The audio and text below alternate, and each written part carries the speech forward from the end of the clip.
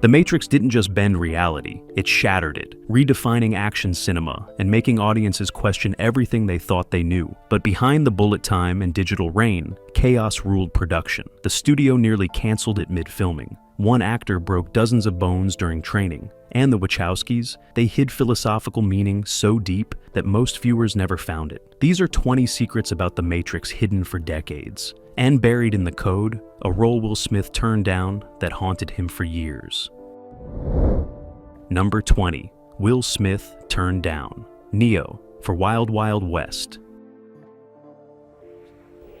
Kill him.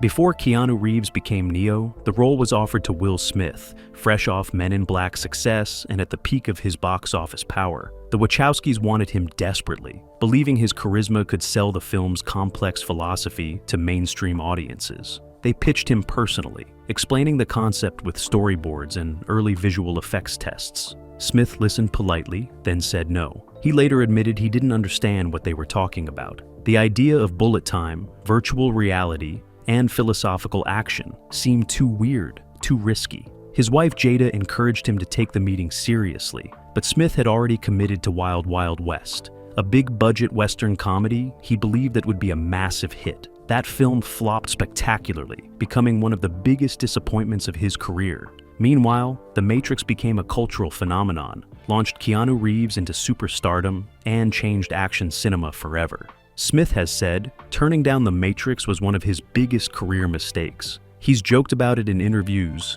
admitting he wasn't mature enough as an actor to understand what the Wachowskis were creating. But he's also defended Keanu's casting, saying Neo needed someone with that specific stillness and intensity. Smith would have made it a different film, possibly more commercial, but less philosophically profound. Sometimes the role finds the right actor, not the biggest one. Number 19. The cast trained for 4 months before filming began.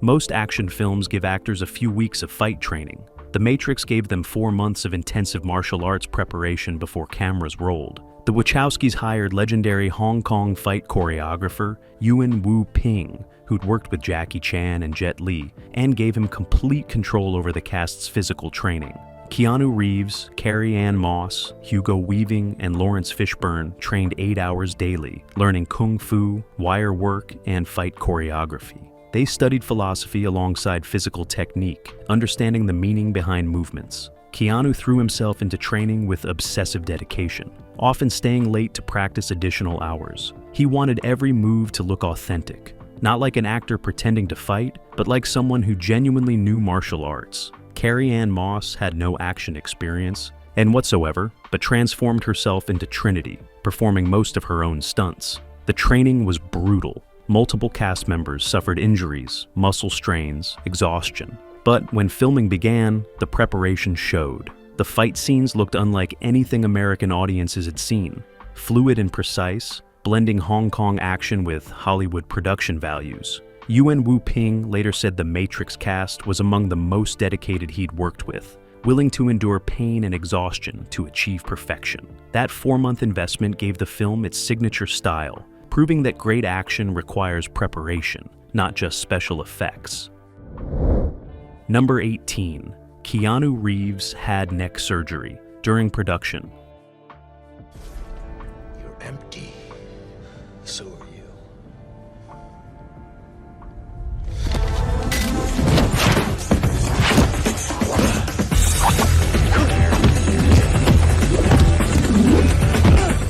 Midway through filming, Keanu Reeves suffered a serious neck injury that required immediate surgery. 2 vertebrae in his upper spine were fusing together, causing severe pain and limiting his movement. Doctors recommended he stop all physical activity for months, possibly ending his participation in the film. The studio panicked, considering recasting or shutting down production entirely. But Keanu refused to quit. He had the surgery, then returned to set wearing a neck brace and unable to perform most of his own stunts. The Wachowskis had to completely reimagine action sequences they had already planned, finding creative ways to shoot around his limitations. Scenes requiring minimal neck movement were filmed first. Stunt doubles handled more elaborate choreography. Wide shots replaced some close-ups. You can see the adjustment in the film if you know where to look. Certain scenes feature Neo from behind or at angles that hide the brace. Some fight choreography was simplified from original plans. But Keanu's determination kept production moving forward. He did physical therapy between takes, pushed through pain, and performed whatever he physically could. The injury actually added something unexpected to his performance. Neo's movements became more economical, less flashy, which fit the character's evolution from novice to master. What could have destroyed the film instead demonstrated Keanu's legendary commitment, establishing his reputation as an actor who'd sacrifice anything for the work. Number 17. The Wachowskis. Storyboarded every single shot.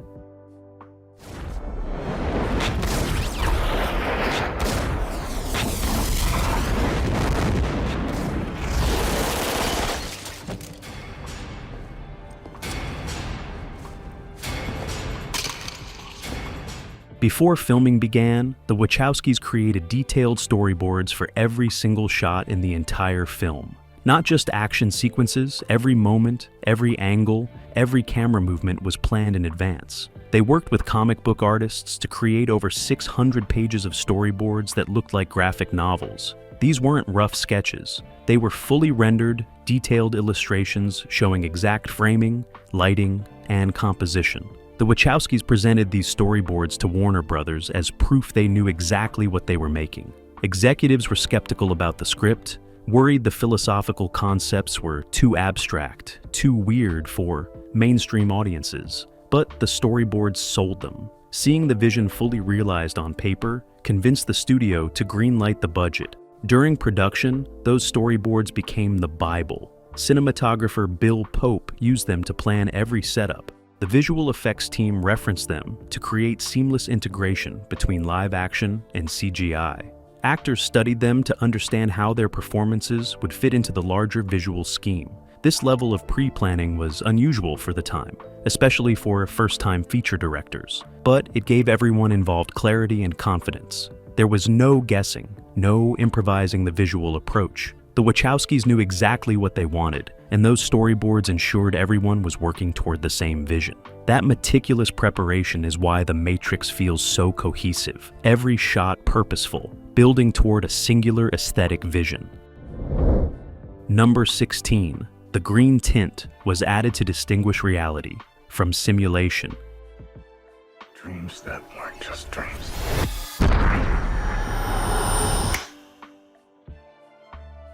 Am I crazy? Have you ever had a dream, Neo, that you were so sure was real?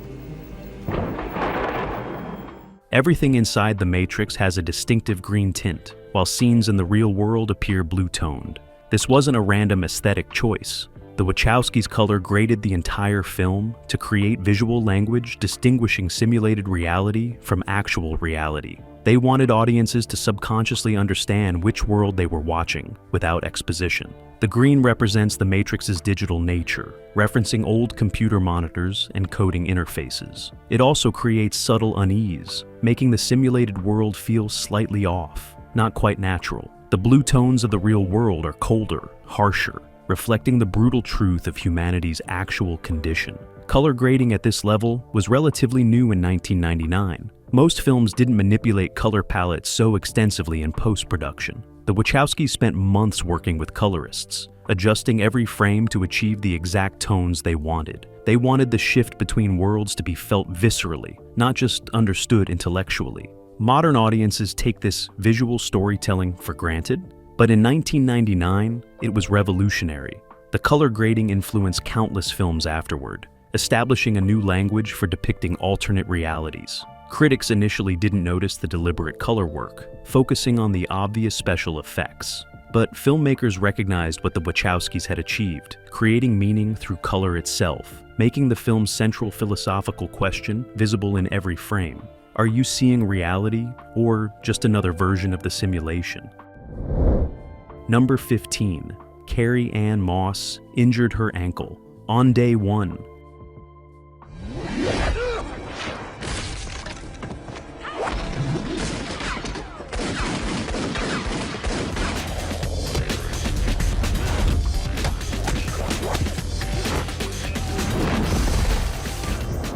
Trinity's opening sequence, that gravity-defying kick and escape from agents, is one of cinema's most iconic introductions. But filming it nearly ended Carrie Ann Moss's participation before the movie really began. During the very first day of principal photography, while performing the famous jump kick, Moss landed wrong and severely sprained her ankle. She heard it pop, felt immediate pain, but didn't stop. She finished the take, limped off set, and only then revealed she was injured. The production medic examined her and recommended she stop working for at least 2 weeks. The schedule couldn't accommodate that delay.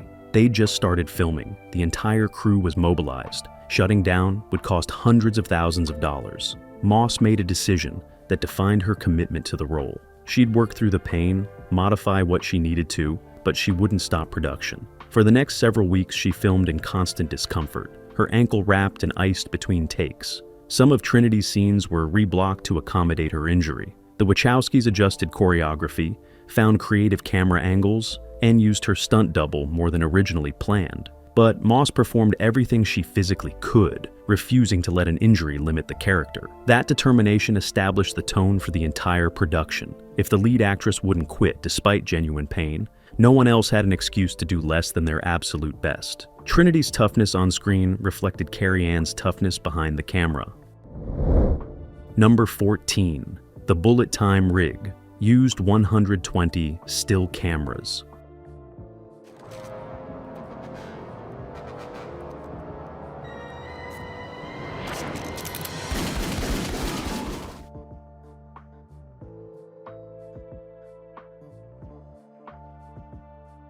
The Matrix's signature visual innovation, bullet time photography, required technology that didn't exist before the film. The Wachowskis conceived the effect, wanting to show time slowing down while the camera continued moving, creating impossible perspectives. Visual effects supervisor John Gaida and his team invented a rig using 120 still cameras arranged in a circle or arc around the subject. Each camera fired in rapid sequence, creating the illusion of smooth motion while the subject moved in extreme slow motion. Building the rig was extraordinarily complex. Each camera needed precise positioning, perfect synchronization, and identical lighting. The setup took days for single shots that lasted seconds on screen. They tested extensively before filming the iconic Neo-dodging bullet scene, experimenting with different configurations and timing. The results were unlike anything cinema had achieved before.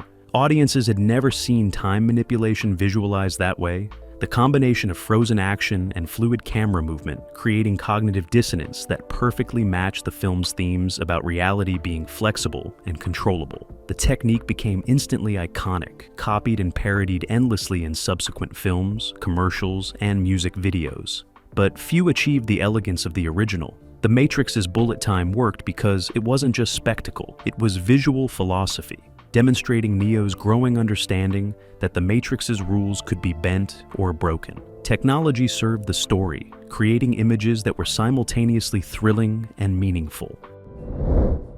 Number 13. Hugo Weaving's Agent. Smith voice was completely constructed. Primitive cerebrum kept trying to wake up from, which is why the Matrix. Why do you do it?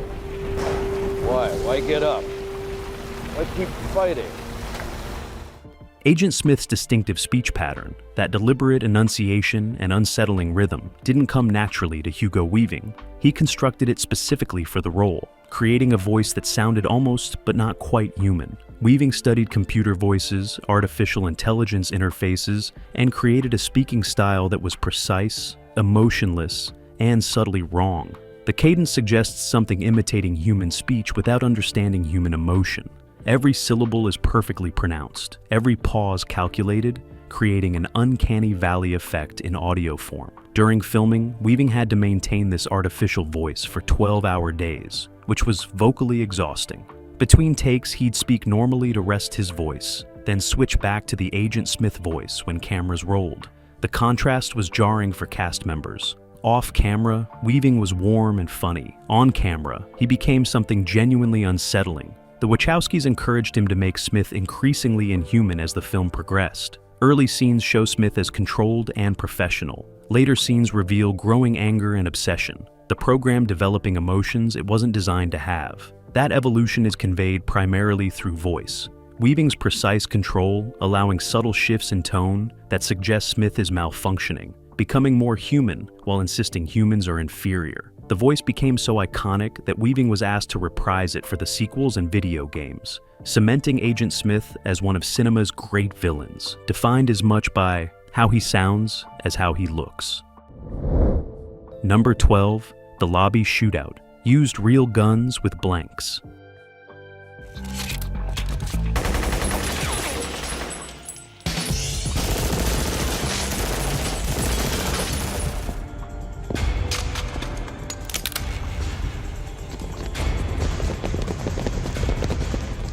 The Nebuchadnezzar crew's assault on the government building lobby became an instant classic action sequence, notable for its excessive firepower and ballistic violence. What most viewers don't know is that the scene used real firearms loaded with blank ammunition, not prop guns or special effects.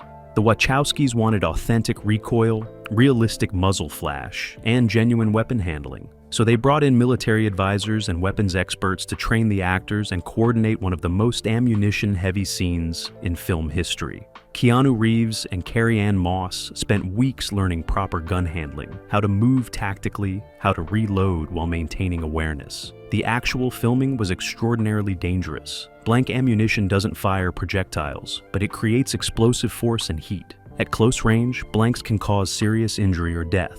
Every moment required precise choreography and safety protocols. The pillars being destroyed around Neo and Trinity, those were real structural elements rigged with explosives, timed to detonate as the actors moved through the space. One mistimed explosion or wrong step could have resulted in tragedy. The crew fired thousands of blank rounds during filming, creating genuine chaos on set. The noise was deafening, the smoke overwhelming, the danger palpable. But that authentic intensity translated to screen, creating action that felt viscerally real rather than artificial. Modern films increasingly use digital muzzle flashes and CGI effects. The Matrix's commitment to practical gunfire gave it weight and impact that pixels can't replicate. Number 11, the Wachowskis required actors to read specific philosophy books. This isn't the Matrix. No?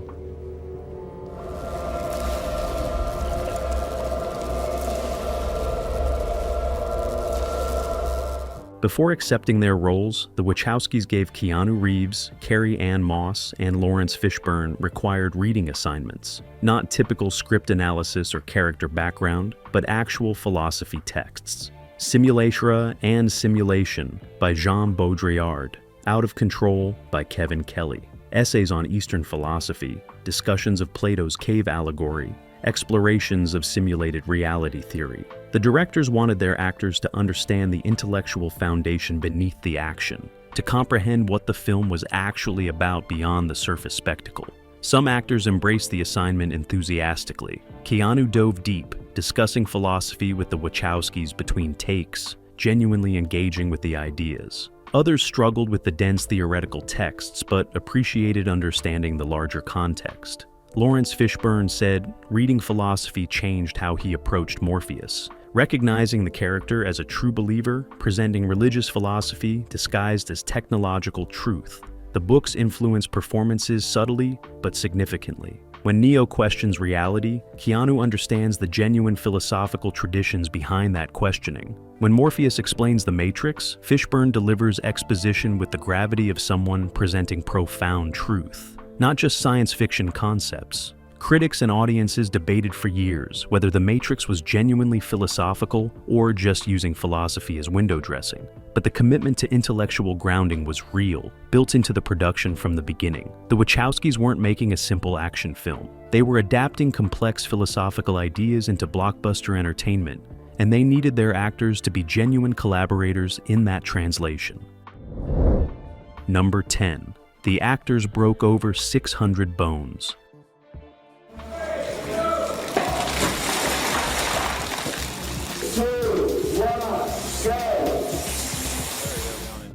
In fact, on day 2, I thought I'd done something to my leg.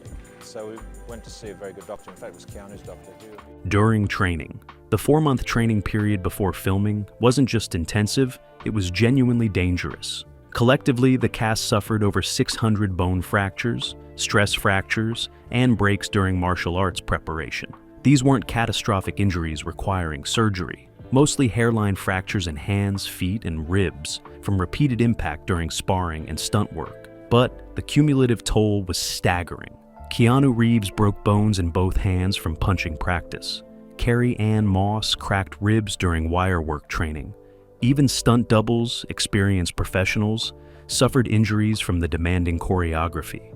Yuen Wu-Ping's training regimen was uncompromising. He treated Hollywood actors like Hong Kong stunt performers, expecting them to endure pain and continue working. In Hong Kong action cinema, injuries are considered normal, part of the job. American productions typically stop when someone gets hurt. The Matrix production adopted the Hong Kong mentality, with actors working through minor injuries rather than delaying the schedule. Medical staff were on site constantly, taping fractures, providing pain management, monitoring everyone's condition. The Wachowskis were concerned about the injury rate, but also impressed by their cast's dedication. No one quit despite the physical toll. The shared suffering created intense bonding among the cast. They were literally breaking their bodies together, creating camaraderie that translated to on-screen chemistry. When you watch Neo, Trinity, and Morpheus fight together, you're seeing people who've genuinely trained and bled together, who've pushed past pain barriers as a team. That authenticity is impossible to fake. Number 9. The Code Rain was written in backwards Japanese characters.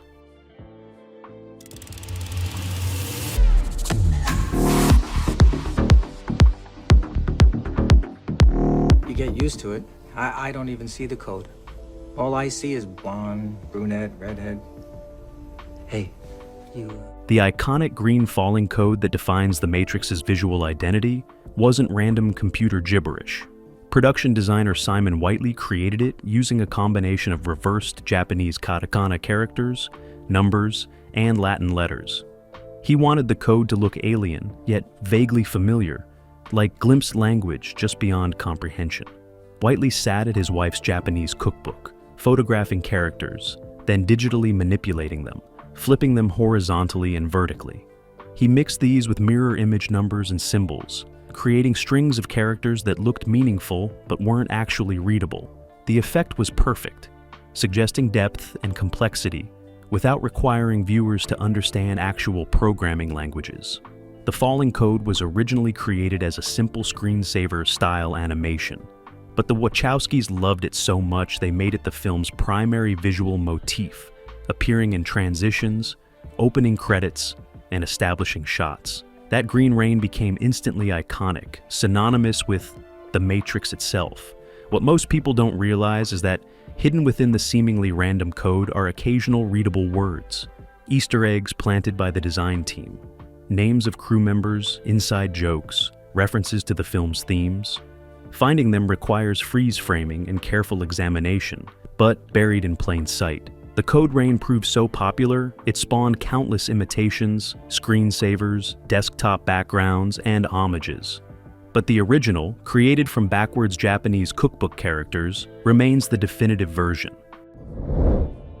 Number 8. Warner Brothers. Almost canceled production. After seeing early footage,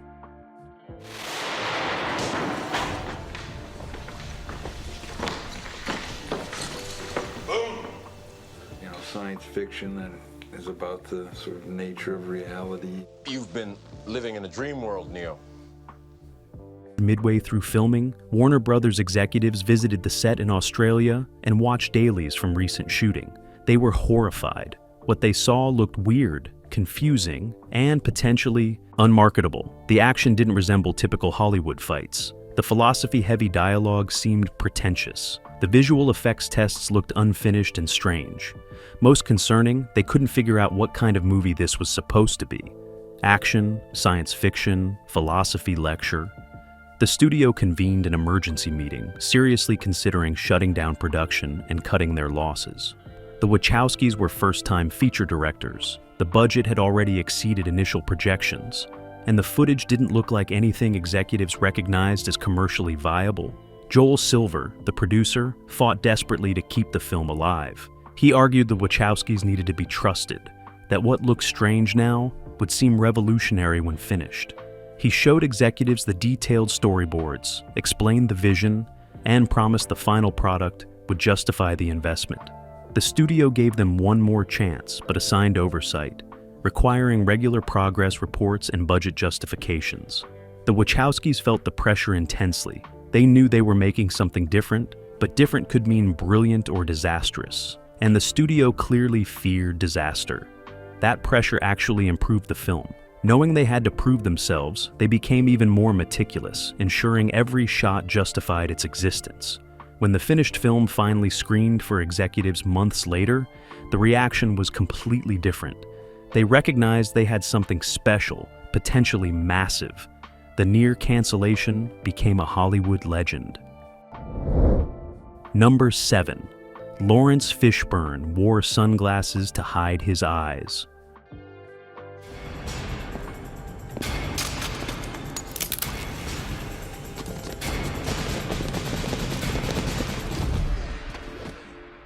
Good. Adaptation. Improvisation. It's your weakness. Morpheus's signature look, those distinctive rimless sunglasses worn even in dark environments, wasn't just style. It was a necessity. Lawrence Fishburne struggled throughout filming with the demanding schedule and intensive action sequences. The 4-month training period had exhausted him, and the actual shooting pushed him to his limits. He wasn't sleeping well. Stress and physical exertion causing insomnia. His eyes showed the fatigue, dark circles, and redness that makeup couldn't completely hide. The Wachowskis noticed and made a creative decision. Instead of fighting Fishburne's exhausted appearance, they'd lean into it by hiding his eyes almost entirely. Morpheus would wear sunglasses constantly, becoming part of his iconic look while solving a practical problem. The choice worked brilliantly for the character. Morpheus became more mysterious, harder to read, his emotions hidden behind those reflective lenses. You can't see his eyes, so you focus on his voice, his posture, his movements. It made him seem otherworldly, like someone who'd transcended normal human limitations. Fishburne appreciated the accommodation, but also felt guilty. He'd pushed himself hard during training, perhaps too hard, and now needed help covering the consequences. But he channeled that exhaustion into the performance. Morpheus carries the weight of knowing terrible truth, of leading a desperate resistance. That weariness Fishburne felt, it became part of the character's depth, making Morpheus seem burdened by responsibility and knowledge. Sometimes production problems create unexpected artistic solutions, limitations forcing creativity that improves the final product. Number 6, the subway fight, was filmed in an actual abandoned station.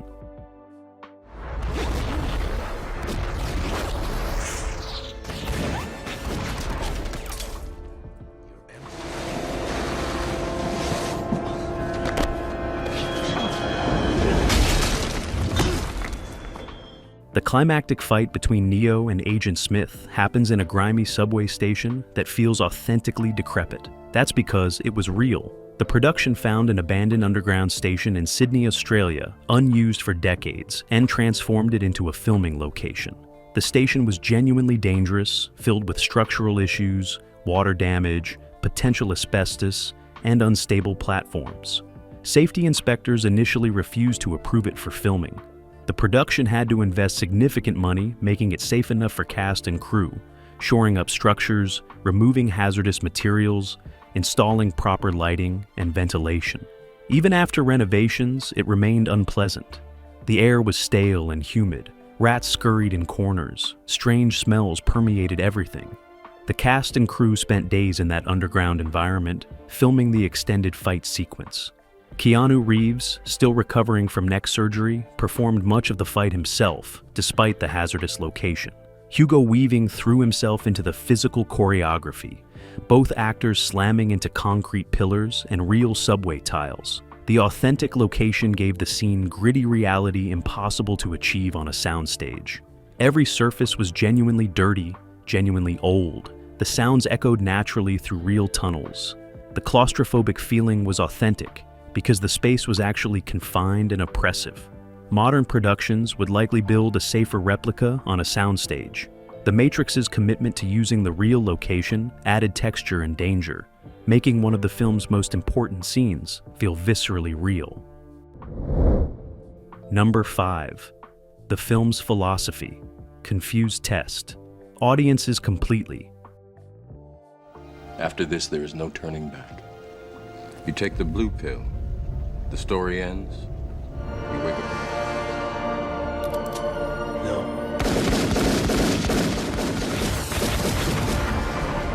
When Warner Brothers conducted test screenings, audience response cards revealed a troubling pattern. People loved the action, praised the visual effects, but had absolutely no idea what the story meant. Dozens of viewers wrote variations of the same question. What just happened? The philosophical concepts, clear to the Wachowskis, weren't translating to general audiences. People didn't understand the Matrix was a simulation, didn't grasp why Neo was special, couldn't follow the distinction between different realities. The studio panicked, insisting additional exposition was necessary. They wanted the Wachowskis to add explanatory scenes, maybe a voice-over narration, anything to make the plot clearer. The directors refused major changes but agreed to subtle adjustments. They added a few clarifying lines in ADR, adjusted editing to make certain reveals more obvious, and most importantly, they recut the opening sequence. Originally, the film began with Neo already in the Matrix, his awakening coming much later. Test audiences found this too confusing. So, the Wachowskis restructured, making Trinity's opening the first scene, immediately establishing that something strange was happening, that reality wasn't what it seemed. That change helped enormously. Subsequent test screenings showed improved comprehension, though some viewers still struggled with the philosophy. The Wachowskis accepted they couldn't make everyone understand every concept. The film worked on multiple levels: pure action spectacle for some viewers, deep philosophical meditation for others. Different audiences could take different things from it, and that was okay. Not every film needs to be completely transparent. Number 4.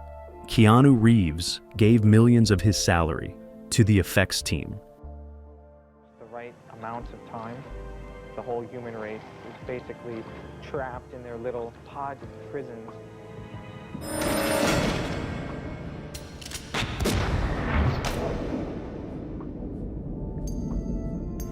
Keanu Reeves earned $10 million for The Matrix, a substantial paycheck, but not extraordinary for a lead actor in a major studio production. What he did with that money was extraordinary. After filming wrapped, Keanu learned that the visual effects team was struggling financially. The groundbreaking effects had required enormous overtime, pushed artists to their limits, but the budget couldn't accommodate proper bonuses. Many effects artists were earning relatively modest salaries despite creating revolutionary work. Keanu decided to share his wealth. He gave away millions from his own paycheck, distributing it among the effects and costume design teams. The exact amount varies by account. Some say it was over $50 million when including back-end points, but Keanu has never confirmed the specific figure. He doesn't discuss it publicly, considering it a private matter. The gesture created intense loyalty and gratitude. Visual effects artists talk about Keanu's generosity decades later, citing it as one of the most selfless acts they've witnessed in Hollywood. It also established Keanu's reputation as someone who genuinely values collaboration, who recognizes that films are team efforts, not star vehicles. This generosity became part of The Matrix's legacy. The film succeeded because everyone involved was completely committed, and Keanu's financial sharing reinforced that everyone's contribution mattered equally. It set the tone for the sequels, where cast and crew returned not just for paychecks, but because they believed in the project and trusted each other. Number 3. The Wachowskis originally planned a much darker ending.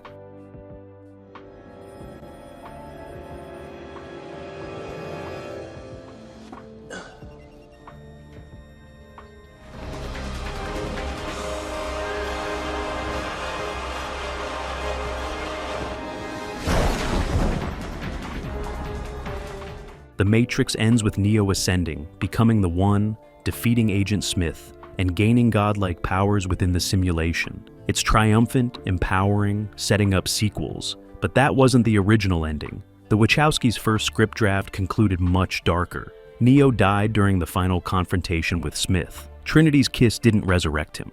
The Matrix won. Humanity remained enslaved, Morpheus's rebellion crushed, hope extinguished. The surviving crew members escaped, but faced the reality that their war was unwinnable. The final image was Zion preparing for inevitable machine attack, doomed resistance continuing despite certain defeat. This ending was thematically consistent with the film's philosophical influences. Baudrillard's work suggests escaping simulation might be impossible. The Wachowskis wanted to explore whether awakening to truth matters if you can't change it. But test screenings revealed audiences hated the dark ending. They felt cheated, depressed, angry. After investing 2 hours in Neo's journey, they needed payoff, needed him to succeed. The studio absolutely refused to release a film where the hero dies and evil triumphs. So the Wachowskis rewrote, creating the triumphant ending that made Neo genuinely powerful, truly the One.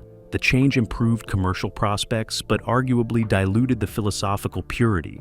The original ending would have been braver, more intellectually honest, but potentially unmarketable. The Wachowskis compromised, choosing mainstream success over artistic, uncompromising vision.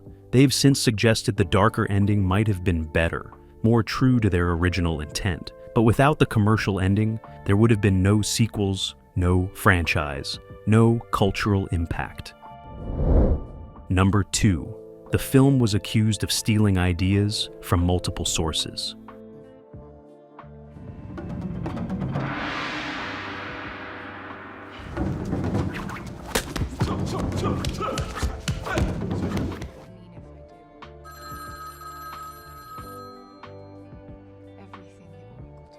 Within months of The Matrix's release, lawsuits started emerging. Multiple writers and creators claimed the Wachowskis had stolen their ideas, plagiarized their work, lifted concepts without credit or compensation. The most notable came from writer Sophia Stewart, who claimed the Matrix and Terminator franchises both stole from her manuscript, The Third Eye. Her lawsuit alleged she'd submitted the work to the Wachowskis years earlier, and they'd appropriated her core concepts. The case dragged through courts for years before being dismissed, with judges finding no credible evidence of access to or copying of Stewart's work. Other claims followed. A comic book artist said the visual style was stolen from his work. A philosopher argued specific concepts were lifted from published essays.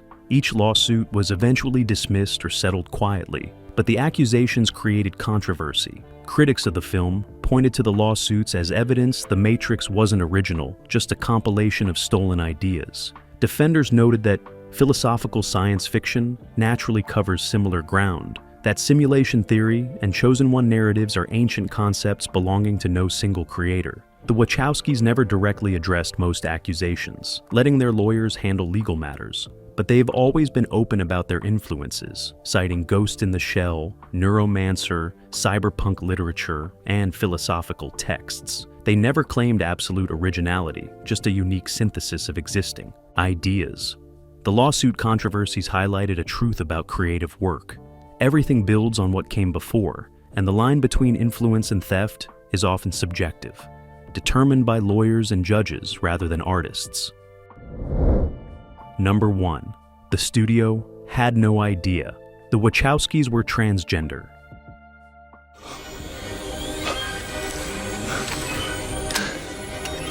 Tank, we're going to need a signal soon.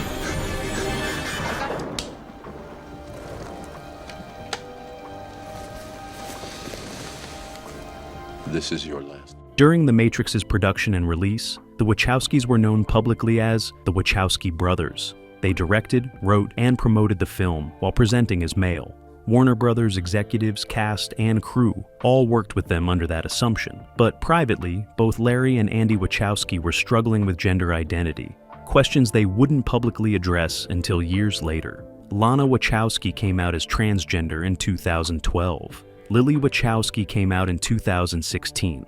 Looking back, both have discussed how their experiences with gender informed The Matrix in ways no one recognized at the time. The film's central theme, that the reality you're presented with isn't your true self, that you can be reborn into your authentic identity, resonated deeply with transgender experience. The red pill and blue pill choice, the concept of choosing your true name, Neo's transformation from Thomas Anderson to someone powerful and authentic. All these elements carried subtext the creators couldn't openly discuss. When Lana finally came out, she revealed that The Matrix was always a transgender allegory, coded in ways only those with similar experiences might recognize. The studio had no idea. They thought they were making a philosophical action film about simulated reality. They didn't realize the personal truth embedded in every frame, the way the Wachowskis were telling their own story through science fiction metaphor. That hidden layer adds profound depth to the film, making it more personal and brave than anyone understood. The Matrix wasn't just asking what is real, it was asking who I really was, and the people asking had deeply personal reasons for exploring that question. The Matrix didn't just question reality, it created a new one, changing action cinema while hiding secrets in every frame. The truth was always there, coded in green rain, waiting to be decoded. And remember, sometimes the deepest truth is hidden in plain sight.